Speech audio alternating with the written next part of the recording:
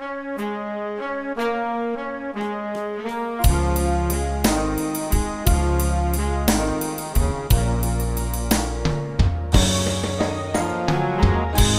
งเคยสัญญา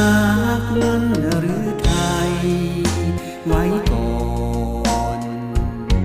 จะหักแน่นอนบ่เปลี่ยนแปรผัน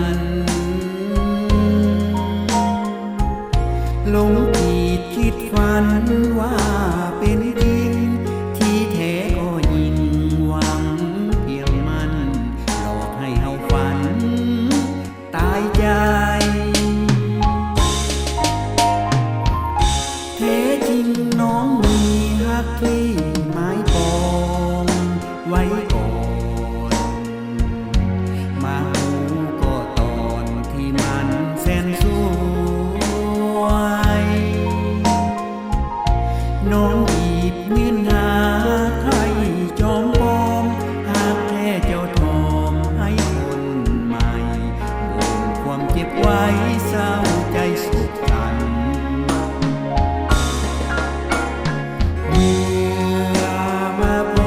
บประสบแก้วตาอ้ายขอคืนคำที่ว่า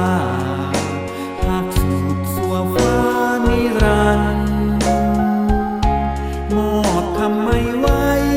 ขอจากไปจนสั่วสิวัน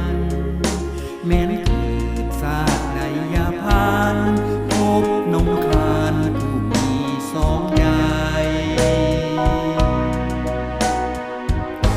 สงสารตัวเองที่ถือนักเล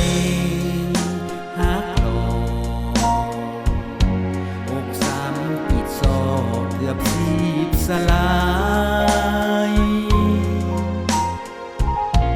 บทเรียนบทหักประจักษ์มาสูงเหนือราคาที่ควรได้อยากจดจำไว้จนใจสิ้นเอ่ยสงสาร